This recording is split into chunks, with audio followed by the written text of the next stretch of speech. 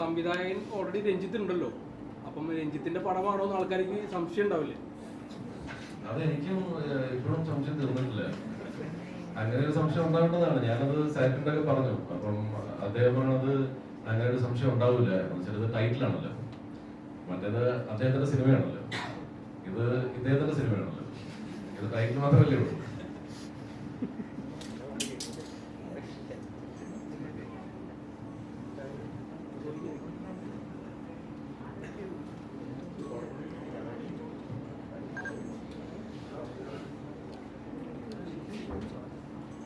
ഇതില് ആൻസൺ പോളിന്റെ ശബ്ദം ഡബ് വേറെ ആളെ ചെയ്തു, കറക്റ്റ് അല്ലേ? എന്തുകൊണ്ടാണ് അങ്ങനെ ഒരു ഇൻസിഡന്റ് ഉണ്ടായത്? എന്റെ അറിവ് വെച്ച് ഈ സിനിമയ്ക്ക് ഇതിന്റെ ബിസിനസ് പരിപാടികളൊക്കെ കുറച്ച് നേരത്തെ തീർക്കേണ്ടതായിട്ടുണ്ടായിരുന്നു. അപ്പൊ അതുകൊണ്ട് ആ സമയത്ത് അങ്ങനെ വേറെ ആളെ വെച്ച് ഡബിപ്പിക്കേണ്ട വന്നു എന്നാണ് ഡയറക്ടറും പ്രൊഡക്ഷനും എന്നോട് സംസാരിച്ചത്. പിന്നെ ഈ സിനിമ ഒരു 2 വർഷക്കാലം എടുത്തിട്ടാണ് നമ്മൾ സിനിമ ചെയ്തേക്കുന്നത്. അതിന്റെ നടുക്കിൽ നമ്മളെല്ലാവരും ഇതിന്റെ ആർട്ടിസ്റ്റ് എല്ലാവരും ഓരോരോ സിനിമകളായിട്ട് ബിസി ആയിരുന്നു, ഞാനും ബിസി ആയിരുന്നു. അപ്പൊ അതിന്റെ കാരണം കൊണ്ടാണ് അങ്ങനെ സംഭവിച്ചത്. അങ്ങനെ ചെയ്തത് സന്തോഷമുണ്ടോ മനസ്സിൽ? അത് വേറെ ആൾ ചെയ്തുകൊണ്ട് ഒരിക്കലും സന്തോഷം ഉണ്ടാകത്തില്ല. എന്റെ ശരീരം, എന്റെ ശബ്ദം, അതെന്റെ അവകാശം അല്ലേ?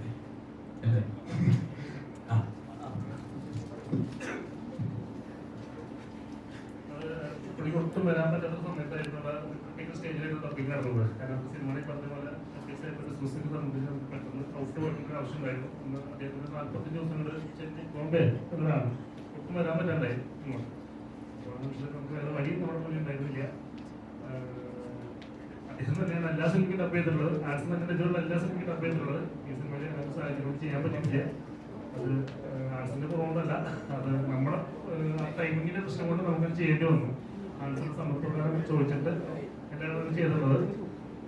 എന്തായാലും തുടർന്ന് പുള്ളി തന്നെ തനി വേറെ കൂടെ ഇറങ്ങുന്നുണ്ട്. അതിന് ആൻസർ തന്നെയാണ് ഡബ് ചെയ്തിട്ടുള്ളത്. അപ്പൊ ഒരിക്കലും ഓക്കെ മാറ്റിട്ട് പോയോ? മാറ്റിട്ട് പോയോ?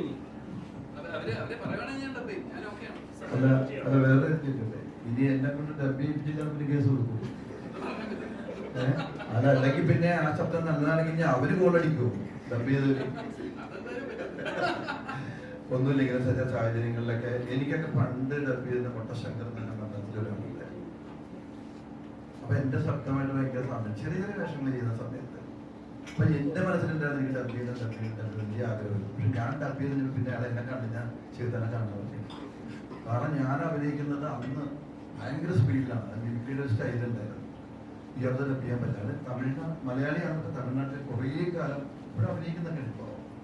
അപ്പൊ അയാൾ എന്നെ കാണുമ്പോൾ പറയും, ഇപ്പൊ എനിക്ക് അന്ന് ഡബ് ചെയ്യാൻ പറ്റില്ലായിരുന്നു. ചെറിയ ചെറിയ വേഷങ്ങളാണ്, കുഴപ്പമില്ല.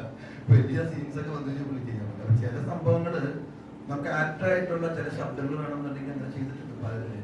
അതൊന്നും ഇപ്പൊ പറയാൻ പറ്റില്ല. പണ്ട് പല വോയിസും അതിന് ചില ഡയറക്ടർമാരെ അവകാശപ്പെടും, അതിനിങ്ങനെ ഒരു വോയിസ് ആയിരിക്കും നല്ലത്, അതുകൊണ്ട് ചെയ്തോട്ടെ എന്ന് പറയുമ്പോൾ ഡയറക്ടർ പറയുമ്പോൾ ചില നടന്മാരെ സമ്മതിച്ചിട്ടുണ്ട് അതായിരിക്കും നല്ലത്.